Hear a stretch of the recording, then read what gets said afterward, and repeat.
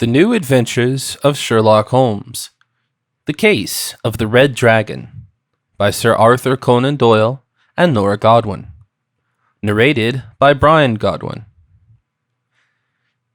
At the request of Edward Thompson, who at the time was in charge of the British Museum in London together with Edward Bond, Holmes and I went to Wales on a beautiful autumn day. We had dealings with Mr. Thompson before, when we were asked to retrieve, and were at least in some parts successful, a lost Egyptian mummy. So he turned to Holmes again with confidence when he faced an unpleasant problem. The case in question seemed interesting enough that we took the journey, which took a good part of one day. From London Euston Station, we took the West Coast Line northwest diagonally through England via Milton Keynes, Rugby, Coventry, Birmingham, Wolverhampton, and Stafford to Crewe, where we had to change trains. We took a shuttle to Chester to reach the North Wales coastline, which rightly bore its name.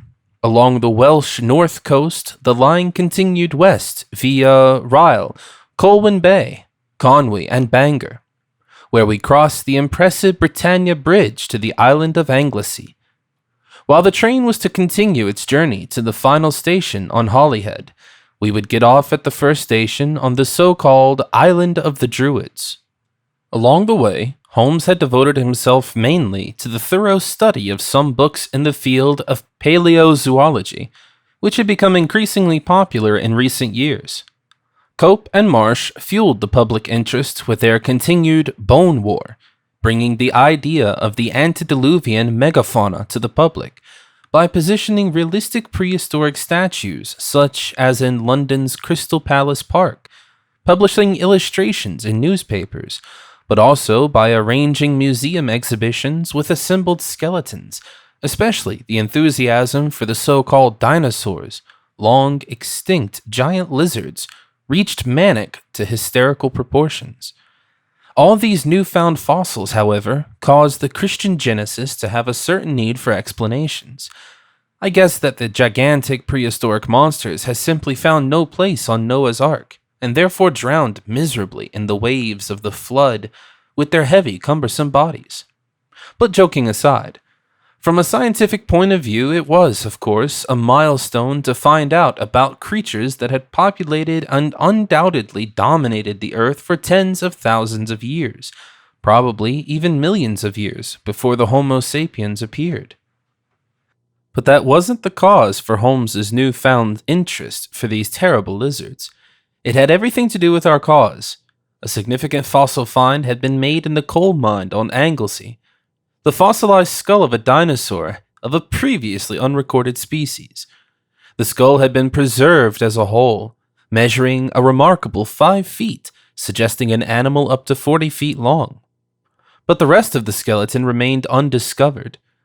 The pointed, up to 12-inch long fangs showed the lizard as a carnivore, as a highly dangerous predator of immense size and power. What was found here was probably nothing but the undisputed king of his time, a dominant species that could tyrannically suppress all other living beings. It was a scientific sensation. However, the skull had disappeared overnight from the makeshift location, the church cellar, before being transferred to the British Museum in London. So it was up to Holmes and me to investigate the theft and recover the immense find. Of course, we would not have made such a long journey for an ordinary theft, but the question of who stole a dinosaur skull, with what motive, and for what purpose, interested us immediately when we were informed of the matter by Mr. Thompson. That's why we quickly made our commitment and set off for Wales to investigate on the ground. And so we found ourselves on the train that just crossed the Menai Strait, which separates Anglesey from the Welsh mainland. Holmes, of course, had no sense for the imposing Britannia Bridge, while I duly paid tribute to this masterpiece of British architecture and engineering.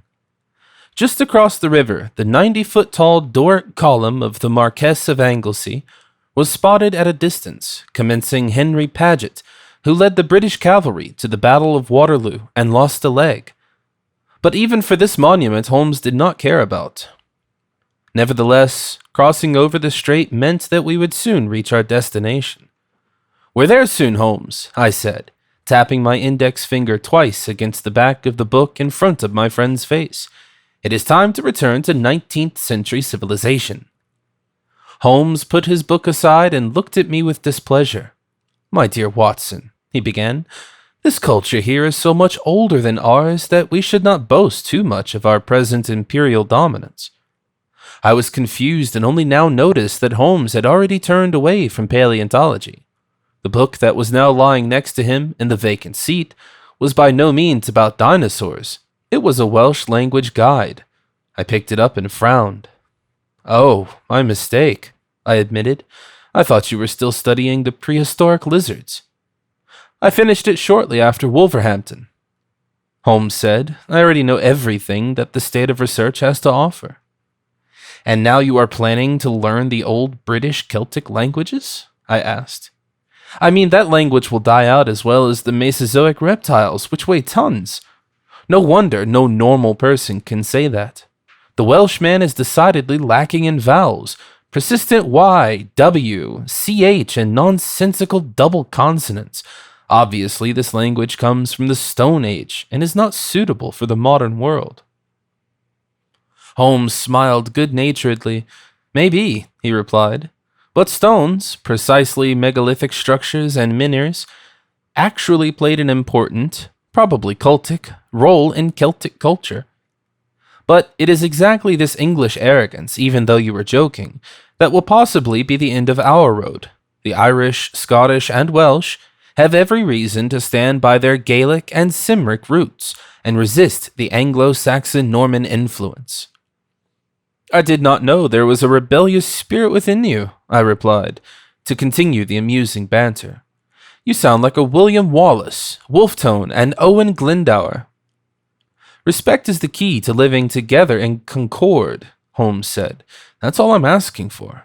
And the first requirement is to understand the Welsh."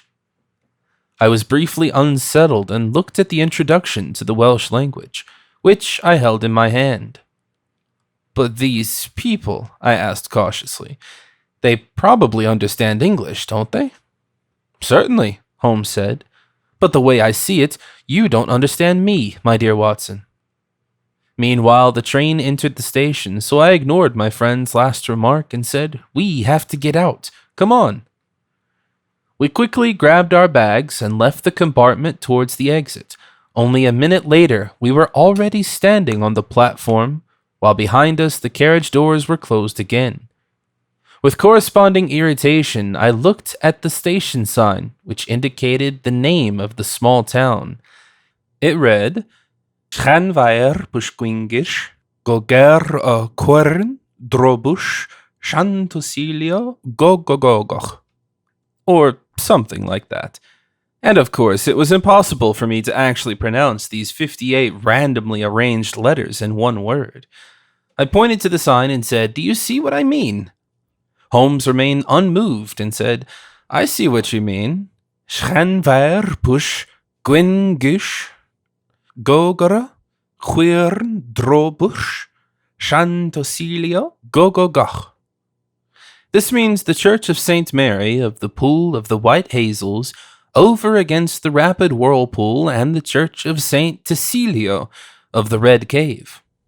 "They're doing it on purpose," I protested, "to annoy us." "Well, possible," Holmes said, "but the locals usually only say Llanfair, or Church of St. Mary." I breathed deeply and said, "So St. Mary's. The place is simply called St. Mary's." "Suit yourself, Watson," Holmes replied with a smile. "Rule Britannia." That ended the conversation. I looked around because we were supposed to be picked up from the station. A young student who, on behalf of the British Museum, should have taken care of the unnamed transport of the dinosaur skull to London should receive us.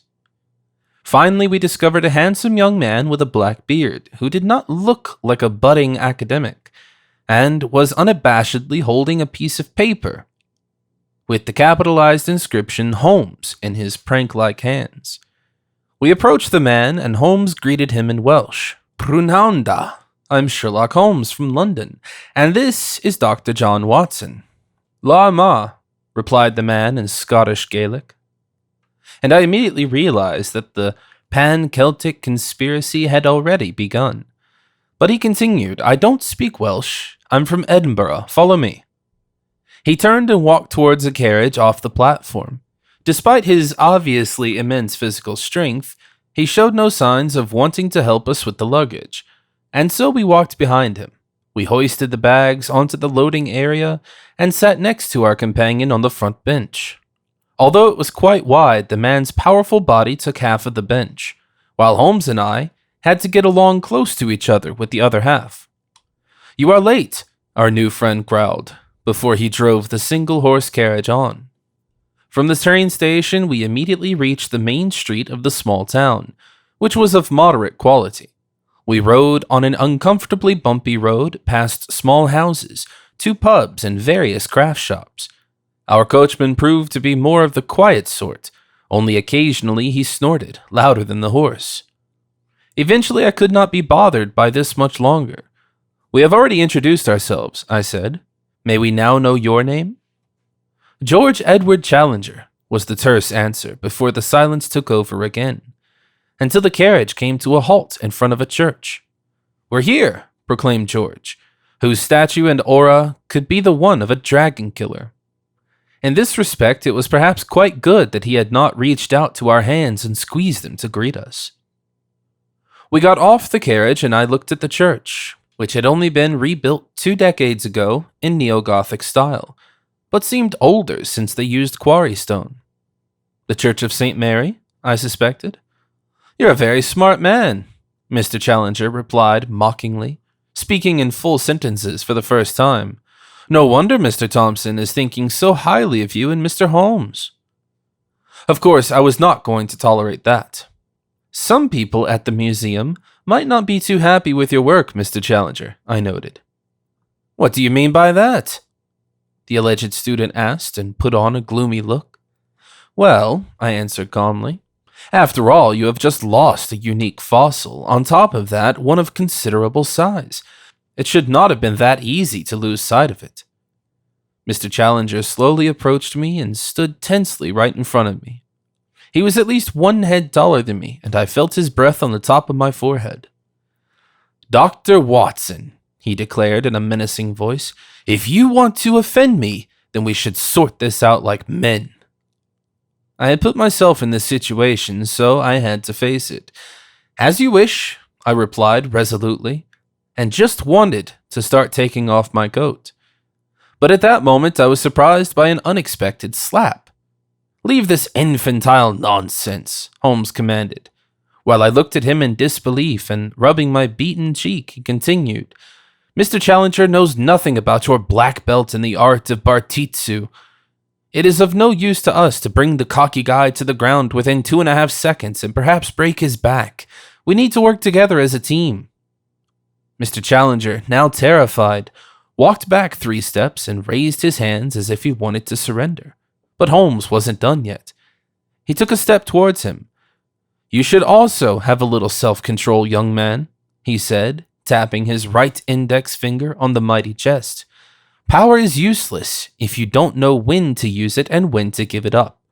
So can we now calm down and cooperate to resolve this case?" "For all I care," I muttered.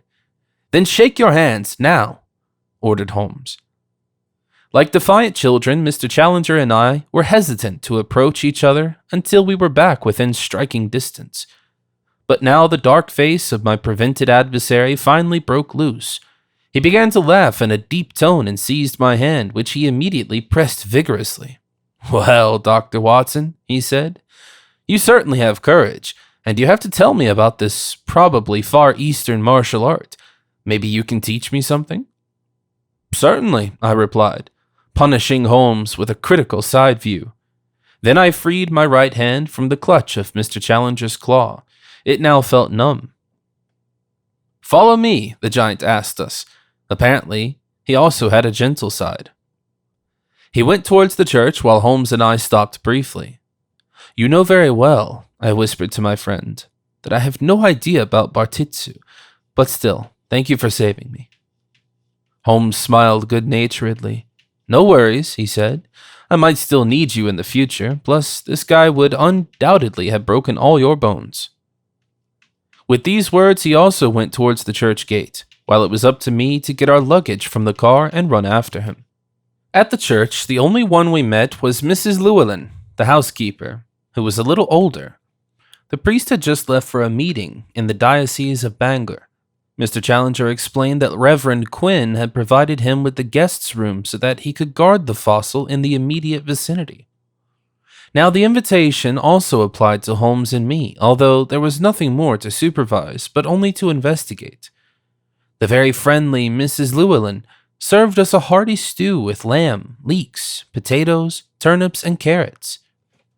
This dish, called cawl camig, symbolizes as a simple Welsh national dish probably all the simplicity of the country and the population. While Holmes and I were grateful for a little strengthening after a long journey, Mr. Challenger quickly shoveled the food in his mouth. It would not have made a difference for him if he would have eaten the stew with a scoop directly from the pot. Despite the poor manners that were displayed, I tried for a conversation. "You are studying in Edinburgh?" I began. "Yes," Mr. Challenger replied with a half-full mouth. "Anthropology and zoology." "And how did you get here?" I continued. "I was already in Wales," Mr. Challenger explained. "At Mount Snowdon, on an excursion, fossil science. Then I received a telegram from London saying that I should make sure that everything went smoothly regarding the transport of the skull. But that did not happen," I added. "As far as I'm concerned," Holmes interjected, "this is just a small delay. We should be able to find a 5-foot-long, immensely heavy dinosaur head." Mr. Challenger laughed bitterly. "That's what you'd think," he shouted. "But believe me, something strange is going on here. It takes at least 3 men to carry the skull away. And where? We didn't know where to store it ourselves. That's why we placed him in the basement of the church. Unfortunately, without any security precautions. But who would steal a giant dinosaur bone, for God's sake? I did not think of that." "After all, it's a unique relic," I replied. "These animals were extinct a long time ago, and most of the skeletons are rotten." "Extinct," repeated Challenger, irritated. "Don't be too sure, Watson." "If I may add," I replied, "science would have probably noticed if the species was still trampling across the planet, wouldn't it? Triceratops will certainly not wander around Piccadilly Circus, but in appropriate seclusion, there is a possibility that some specimen have survived," said Mr. Challenger, unmoved. I looked at Holmes with uncertainty, and then I said, "You're not talking about Loch Ness?" "Nessie might as well be a plesiosaurus," Mr. Challenger said. "But no, actually I had more remote areas in mind, far from civilization and a forgotten world. Perhaps a deserted island in the South Pacific, or an inaccessible valley in the jungle of South Africa, or perhaps a high plateau in South America. Who knows? There are enough unexplored areas on Earth, not to mention the ocean. I certainly hope to discover a live giant reptile one day." "Then I can only wish you good luck," I replied. "You will need it." Holmes apparently didn't mind such speculation, saying, "We'd rather dedicate ourselves to our specimen, of which only fossilized remains prevailed. Was the skull stored below the church, where everyone had access to?" "Theoretically, yes," Mr. Challenger confirmed. "Then we have a lot of suspects," I sighed. "A whole small town full of Welsh people. How are we to find our perpetrators?" Holmes thought briefly and then replied, "By going to see them, of course." "Each and every one of them?" I asked. "There are probably hundreds of people living here." "Yes, everyone," Holmes insisted. I frowned and said, "How are we supposed to get in touch with all the inhabitants?" "By going there," Holmes explained, "where they all come together." "In church," I suspected, "during Holy Mass." But Holmes made a sloppy hand gesture and replied, "No, my dear Watson, in the pub, of course. Let's go." With these words, Holmes put his spoon aside, used the napkin, and got up. But since Mr. Challenger and I looked at him puzzled and showed no signs of moving, he repeated, "Let's go, we're leaving."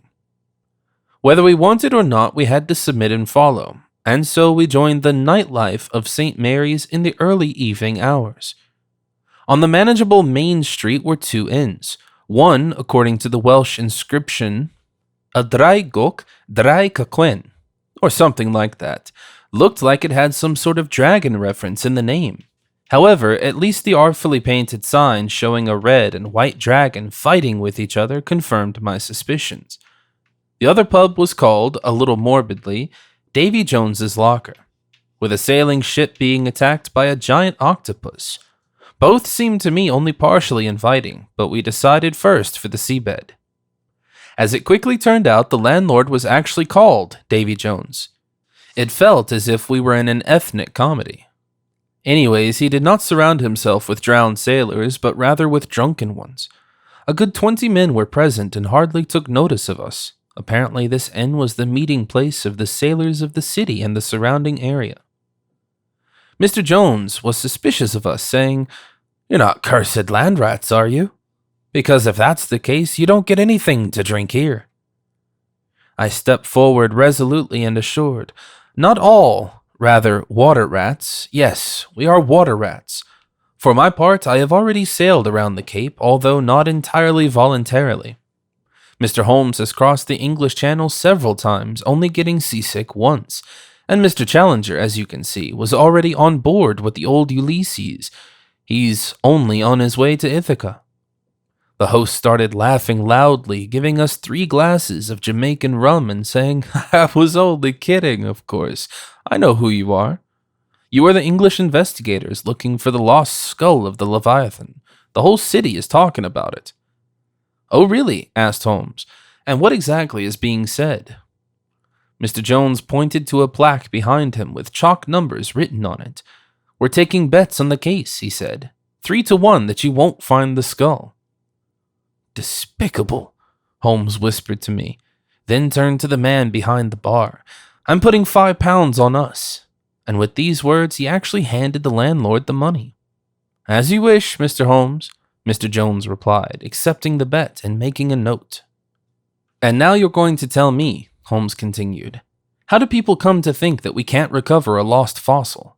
The fossil is quite large and has no other value than a scientific one. You can't even sell it on the black market. It'd be worthless there."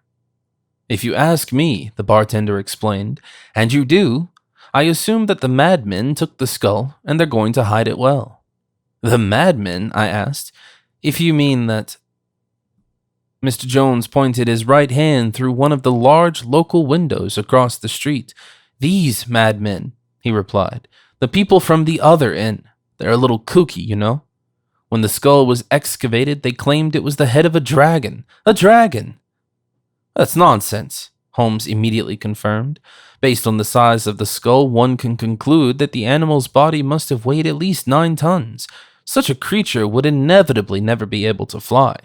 The wings would have had to have an immense wingspan, so that they would not be able to move by pure muscle strength. Not to mention it is also a question of balance. To make matters short, this is not a dragon." "It's nice to see that you don't believe in fairy tale creatures," I said with a smile. But Holmes simply replied, "Of course not, because it is scientifically impossible. The assumed physiognomy and physiology are untenable. Is it too much to ask to invent legends who have at least a minimum of credibility?" "Exactly what I'm talking about," the host surprisingly interjected. "They're nuts. They absolutely belong in a madhouse."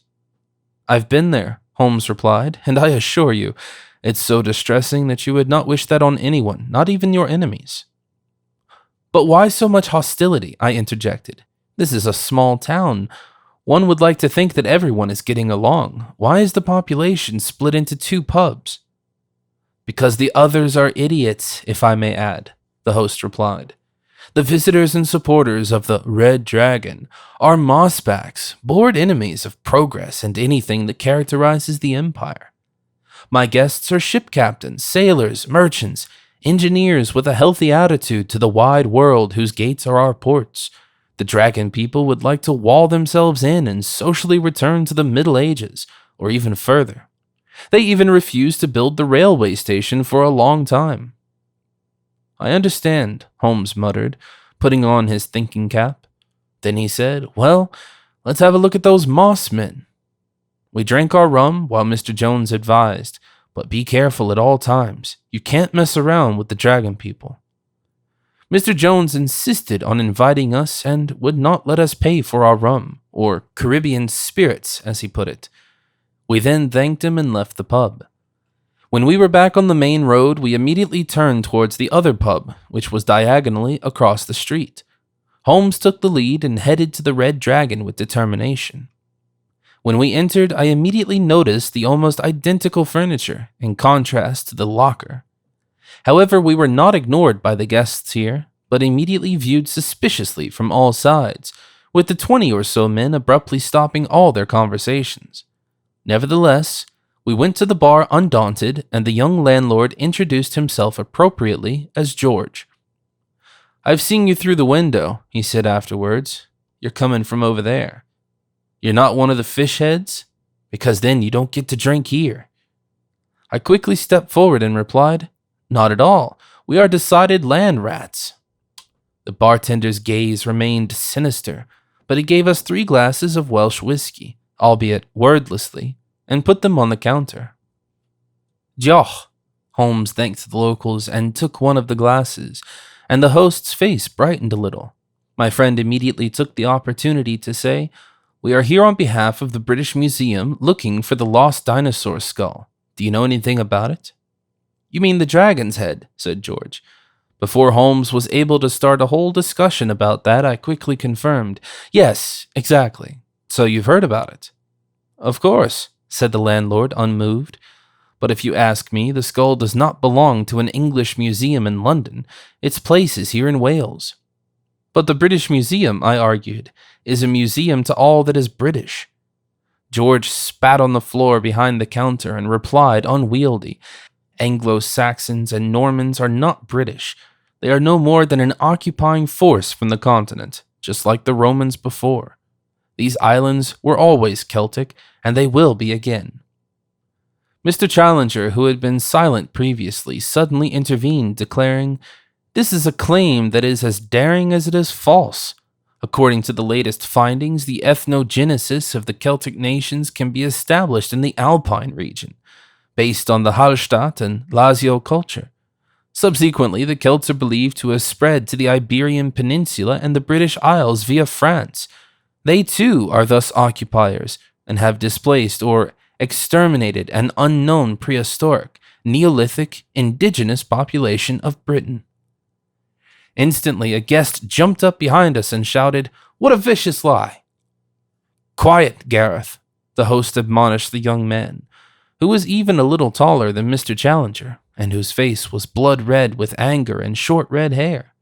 "It's certainly just a bad joke."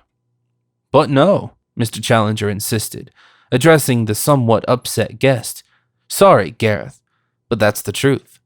The Celtic peoples immigrated here, and they originally come from an area that is now in Switzerland and Austria. They too are not absolutely entitled to the British Isles." The young guest approached Mr. Challenger and drew himself up on him, showing off his height in front of the not exactly small student from Scotland. "Take that back immediately," he demanded, "or do I have to teach your hollow Neanderthal skull a lesson?"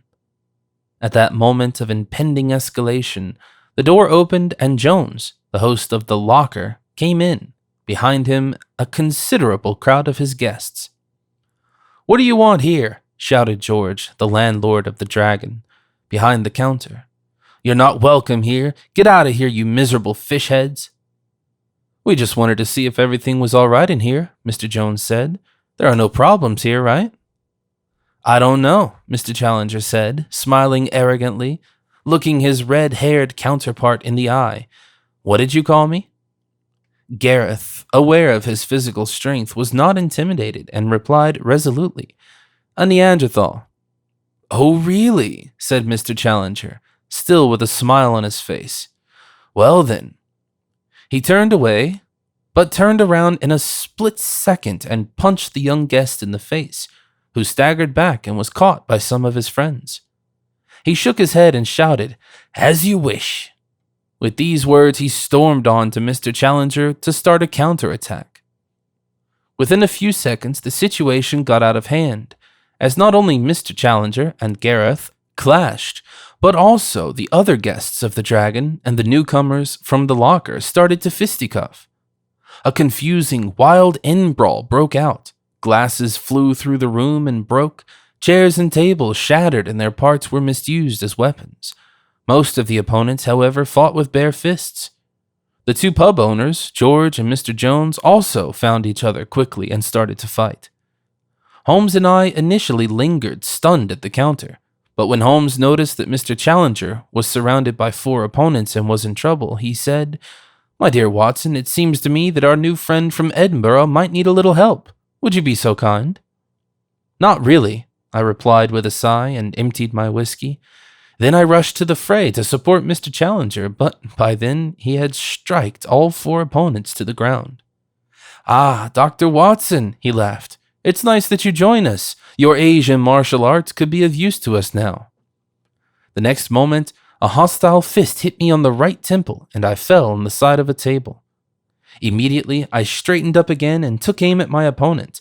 However, my improvised judo chop against his left collar completely missed its effect, so I had to take the next fist coming at me immediately. "For God's sake, Watson, now you're finally fighting back," Holmes shouted to me from the counter, who quietly drank his whiskey there. I overcame my slight drowsiness and attacked my opponent with all my artistry in modern fistfights. 3 or 4 blows to the face and my right hand began to hurt. With a kick against the lower leg, I brought down my opponent and he raised his hands, thereby making it clear that he surrendered. I triumphed, looked proudly towards Holmes, but a chair hit me in the back, breaking into all of its individual pieces.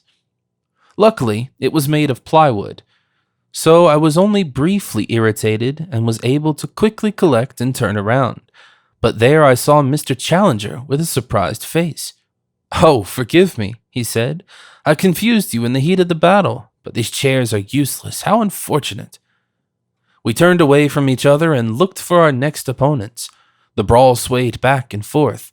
Once the dragon people had the upper hand, then the fish heads came back into the offensive.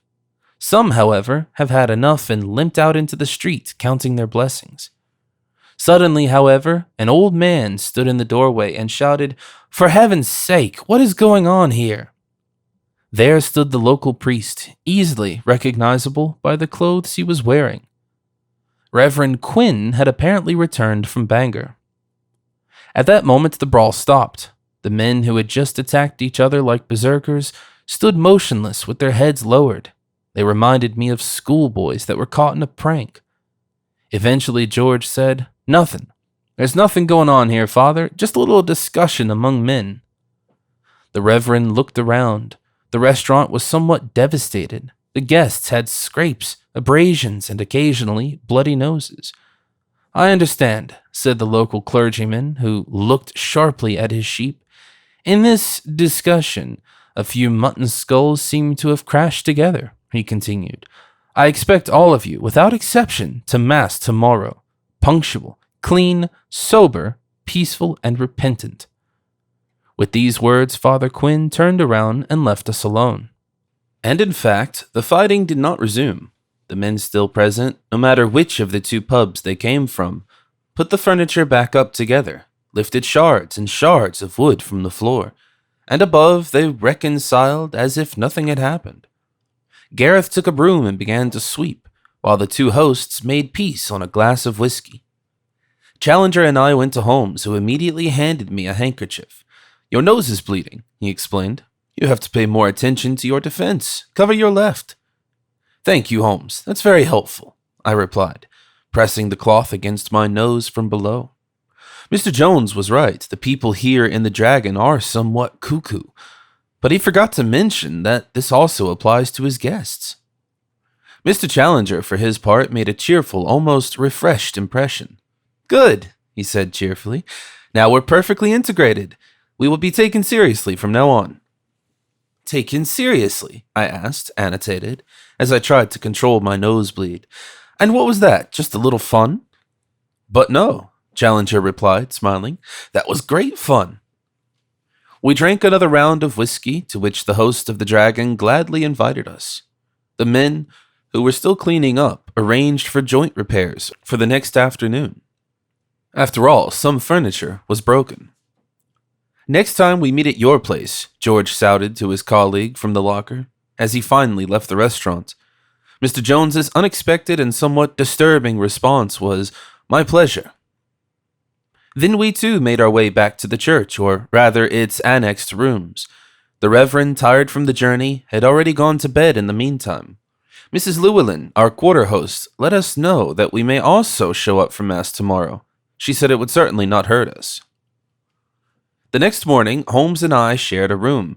My friend was already dressed when he woke me up. "Get up, Watson," he said, poking my shoulder. "It's time for church." But my body ached all over, and yesterday's brawl had left its mark. The entire back, especially the posterior shoulder girdle, could not endure any movement. My whole head was buzzing like a wasp's nest. My right cheekbone and nose had suffered a lot. And last but not least, my right punch hand was also sore. But there was no doubt that I had hematomas everywhere, all over the rest of my body. "I'm afraid I can't get up," I replied in a wry tone. "I'm in serious pain." "Should I get a doctor?" asked Holmes mockingly, or rather the priest. "That's not funny, Holmes," I replied grumpily. "You didn't have to get involved in the Red Dragon, and you're the one with the martial arts skills." "Not in my good set of clothes," Holmes said. No, I used the time to think while you and the locals were attacking each other like primeval barbarians, and there was no difference between supposedly primitive Welsh and cultivated Englishmen, but only on the margins. We will talk about my findings later. We have to go now. Come on." Holmes turned around and left the room. I slowly straightened up, which my bones didn't exactly appreciate. Nevertheless, I forced myself to leave the bed in pain. I left it at a rather superficial morning toilet, because even the contact with water was not conducive to my various bruises, so I dressed and limped into the kitchen. At the small table there, Holmes sat down for breakfast that Mrs. Llewellyn had prepared for us. She and Mr. Challenger had gone to church. The Reverend had also gotten busy preparing already. Holmes left me just a few minutes for a cup of tea and a few bites of toast. Even chewing caused me pain. Then we too went to the church to enter it through the main gate. I still felt exhausted. In fact, a good part of the residents had gathered. All the men of yesterday's brawl had appeared dutifully.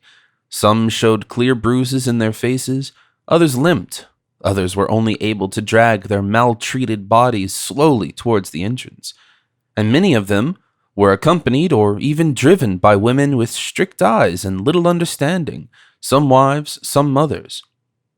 Mr. Challenger, seemingly completely free of serious consequences of the beating, stood next to the gate and chatted animatedly with his original opponent the previous day, the tall, red-haired young man named Gareth. Apparently, the two were best friends now. We nodded at them and went on to the inside of the church. The benches were already filled, and Reverend Quinn was already standing at the front of the altar. When he saw us, he waved us to sit in the front. Inevitably, we had to follow the priest's wishes and sit in the front row. After a minute, Mr. Challenger joined us just before the sermon began. I do not want to repeat here all the words the Reverend, which in the meantime seemed a little long-winded, said only that much. He quoted from the Sermon on the Mount, and that you should turn the other cheek. It was about peace, brotherhood, and hospitality. "Now that we have visitors from London among us," the priest reprimanded his male listeners, "do you really have nothing better to do than to serve the most banal prejudices about our country? Do we really have nothing else to offer to the world than aggressive drunkards and pub brawls? No, this is not God-pleasing, pious people of Wales that I believe in, and theft isn't right either. The gentlemen from London are looking for the lost archaic skull, and all of you who know about it are called upon to help. And now, let us pray." The Mass finally ended with the collective prayer. I would not have endured it much longer on that wooden bench anyways. Afterwards, we found ourselves in the living room of the Reverend. As we were already sitting for tea, Gareth came by again and, almost as an excuse for yesterday's argument, brought us a box-shaped loaf, barabrith, the typical Welsh fruit bread with raisins and dried berries. "Thanks to my sister," said the Reverend before Gareth left us. Then he turned to us. "You already met my nephew, Gareth. He's a good boy, just a little bit unpredictable sometimes." "Your nephew?" repeated Holmes, raising an eyebrow. "How interesting. But don't worry, Father. Perhaps our performance last night was a little too provocative. We apologize for that." But the priest made a defensive hand gesture and replied, "Nonsense. The men from the Dragon and the Locker always find a ridiculous excuse for a beating. This happens almost weekly. In fact, I even discussed this issue with the bishop, and we have an idea. The men lack a balance. To blow off some steam, and a sporting activity could offer this. We have therefore decided to form two teams and let the two groups compete against each other on the field with set rules." "Are you thinking cricket or football?" I asked. "Neither," the Reverend Quinn replied. "Cricket is a bizarre pastime for the bored upper class. No one will care about that. Football is a game for gentlemen, and with all due respect, my flock needs something else. No, we're thinking more about rugby. It is the right sport for hooligans and the right sport for whales. But we should rather talk about the theft of the skull, shouldn't we?" "It would mean a lot to the British Museum," Challenger said, "to preserve the skull. And to me, of course. After all, it is probably a previously unknown species of a dinosaur." "Or a dragon," I jokingly interjected. "Don't laugh, Dr. Watson," said Reverend Quinn immediately. "The Bible also knows monsters that are generally understood as dragons, but I am not responsible for zoology. And when we talk about dragons here in Wales, it is, of course, about mythological monsters. But evolutionary theory and church doubt that they are real. And I hope that we will soon overcome the old Celtic superstition. After all, the 20th century is about to begin." "My words exactly," Holmes said, pulling a small piece of crumbled paper out of his pocket. "How is your Welsh, Father?" "Impeccable, I would say," was the answer. "Excellent," Holmes muttered, handing the note to the Reverend. "I found this leaflet in the Red Dragon, while everyone else was involved in the brawl. It is probably announcing a rather exclusive meeting, but it's written in Welsh. Can you translate that?" The priest read the headline, "The Red Dragon advances, in the name of our fathers." Then he studied the note and began to shake his head violently. "These ungrateful, simple slobs!" he exclaimed angrily. "Do you know what this is? This is the call for a secret pagan ceremony to be held in the forest tonight. Inconceivable! In the morning they come to Holy Mass, and then in the evening they organize some druid hocus-pocus. Only one missing is Merlin the magician." "An old Celtic druid ceremony," Holmes repeated slowly. "It is quite possible that this has something to do with a dragon skull. We should look into this. Do you know where exactly this event is planned?" "Of course," confirmed Reverend Quinn. "It is the forest clearing with the old Minirs that formed a semicircle there. I'll take you there personally, for I certainly do not allow such pagan blasphemy in my church." We spent the day without ostentation. I tended to my wounds, Mr. Challenger helped with the necessary carpentry work in the Dragon, and Holmes devoted himself to chemical issues using his travel laboratory. Finally, he produced 3 cans of powdered content and 2 small torches, although I was not sure how these would help us later. So I took one of the torches, the one labeled blue, in my hand, and looked at it in detail. Finally, I asked, "What is this?" "A blue torch," Holmes replied. "Yes," I replied, "but what does it do?" Holmes looked at me and said, "It glows blue."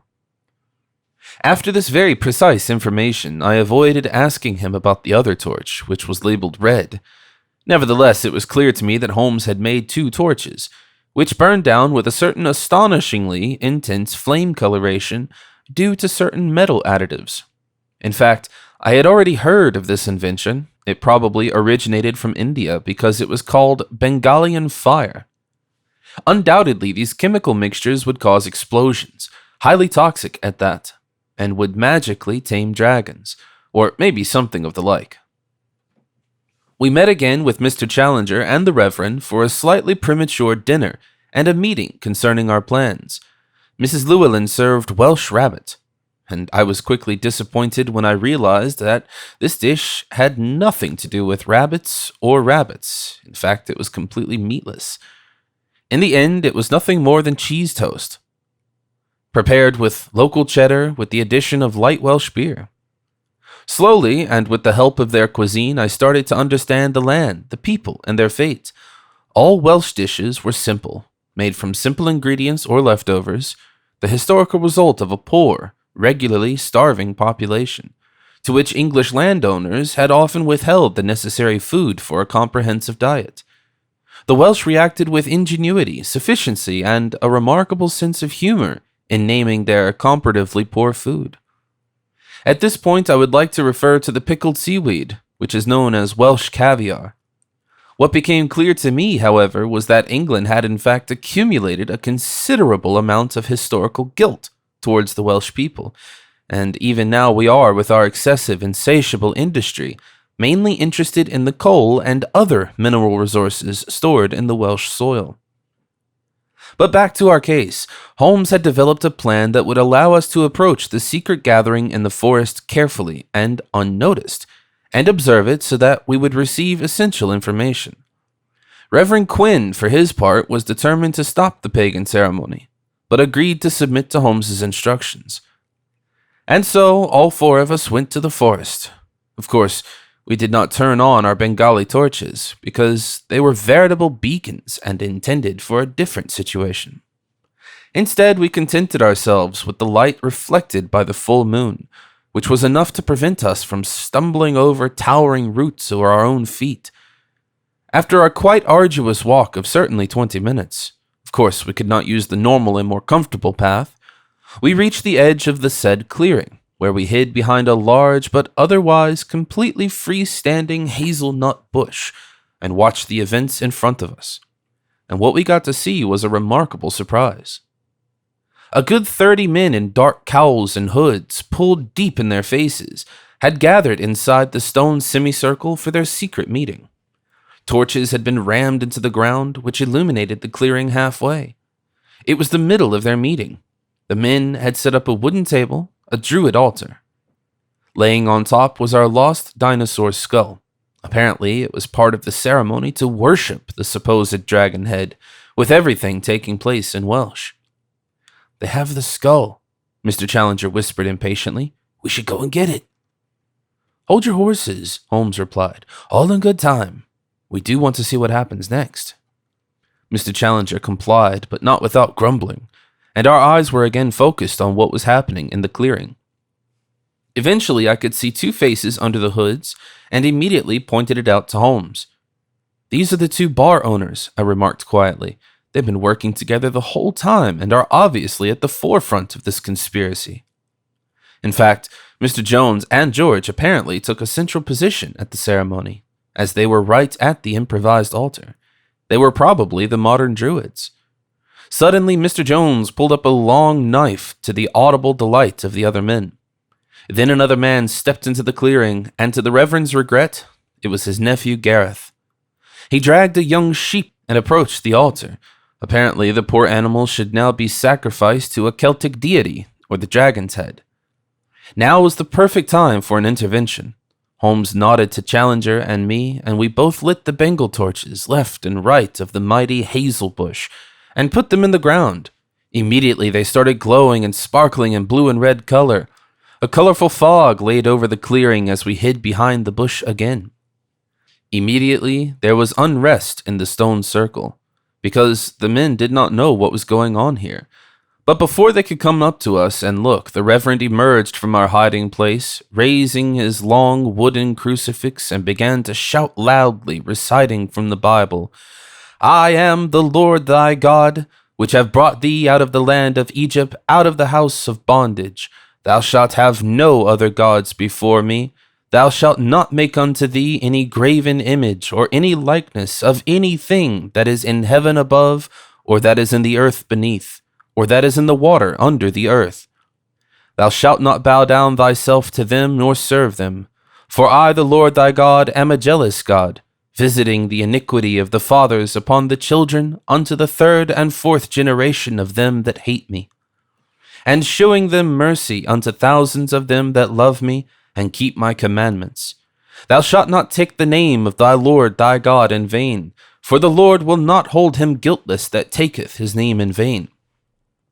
And while the Reverend preached to the irritated Celts, it was time for Holmes's next dramatic step. He poured 2 of his chemical containers over the hazelnut bush, asked us to back up, and threw a firewood into the bush. In a split second, the wood lit up in flames, like a lightning bolt that was shooting the fire to the sky. The Reverend Quinn took a slow, unwavering step onto the clearing, where the surprised men stood. Behind him, the light-burning bush provided a sharpening, theatrical appearance in the name of God. At the same time, the priest continued his gloomy sermon. And I will strike down upon thee with great vengeance and furious anger those who attempt to poison and destroy my brothers. And you will know my name is the Lord when I lay my vengeance upon thee. The men, meanwhile, stood in a brightly lit clearing and knew that they had been found out by Reverend Quinn. Soon the first one, then the second, took off. Finally, everyone made a run for it, and even Gareth dropped the sheep and ran away. Left behind was the abandoned stone semicircle of the Celtic monoliths, and in the middle of it was our dinosaur skull. The priest turned to us and shouted, "Come out, gentlemen. I think we have sufficiently proven whose God is more powerful. We have prevailed in the name of the Lord." And then he said, "Let us get rid of the golden calf," while he was pointing at the antique skull. Mr. Challenger immediately made his way back to the city to get the church's horse-drawn carriage, which we used to retrieve the skull. Holmes, meanwhile, poured the contents of his third container into the burning bush, and in fact, the fire was immediately extinguished as if by magic. The old Merlin would have enjoyed such chemical tricks. We kept an eye on the surrounding until Mr. Challenger returned. Then we loaded our skull under considerable effort and slowly rolled back towards the church. When we got there, Jones, George, and Gareth already welcomed us as repentant sinners. They retreated with the Reverend to the church hall, who would certainly teach them a lesson. We brought the recovered skull back to the basement, and Mr. Challenger kept watch all night for safety. But a new Celtic conspiracy in favor of Druid ceremonies could no longer be assumed, so Holmes and I went to bed, both content and relaxed. The next day, we deservedly said goodbye to Chanvair Pushquin Gish Goger Kvir Drobush Shan Tosilio Gogogoch. Reverend Quinn, who was sure he had brought his Celtic sheep back to the Christian line, accompanied us to the train station, where Gareth and 3 of his friends helped load the skull into a sealed wagon, which would not be opened until London. Nevertheless, Mr. Challenger felt responsible for the skull. That is why he would not leave its side and even had himself sealed inside of his wagon. In addition, as he had told us at the time of our departure, Challenger wanted to propose to the British Museum that the dinosaur find, after a thorough scientific study, of course, should only exhibit in London from time to time. In fact, as we later heard, he was able to arrange that the supposed skull of the Red Dragon of Wales was also presented to the public at times in Bangor, Caernarfon, and in his home, Anglesey, in the coming months. Holmes and I spent the return journey in comfortable compartments, which I had earned. The physical consequences of the brawl in the Red Dragon finally became apparent all over my body, and every movement I made was accompanied with a pain-filled moan. "Well, you know, my dear Watson," Holmes scoffed, "why the Romans had trouble subjugating the Welsh, and why the Anglo-Saxons and Normans fared a little better." "Don't worry," I replied. "I learned my lesson. You will no longer hear a derogatory word from me about the Welsh, about their culture, their language, and their spirit of resistance. And by the way, not about their peculiar but excellent whiskey either." Holmes smiled good-naturedly. "I'm happy to hear that," he said. "Then our trip to Wales was at least not completely useless." "What do you mean?" I asked, confused. "Oh, you know," Holmes said with a playful thought. "If I think about it correctly, The Reverend Quinn and Mr. Challenger might have found the skull again without our help, at least sooner or later. I frowned. Really? But Holmes began to laugh. But no, he laughed. They are dilettantes. Without us, they would have been lost. I don't know, I muttered. It seems to me that Mr. Challenger is a capable, visionary, and courageous young man. He could make something out of himself. Perhaps we should put in a word for him at Mr. Thompson's. Assuming he finishes his studies in Edinburgh successfully, he could be a valuable asset to the scientific staff and the British Museum in the future.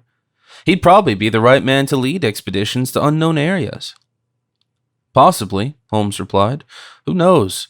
Perhaps one day when Mr. Challenger is a professor, he'll actually find dinosaurs living somewhere in their forgotten world.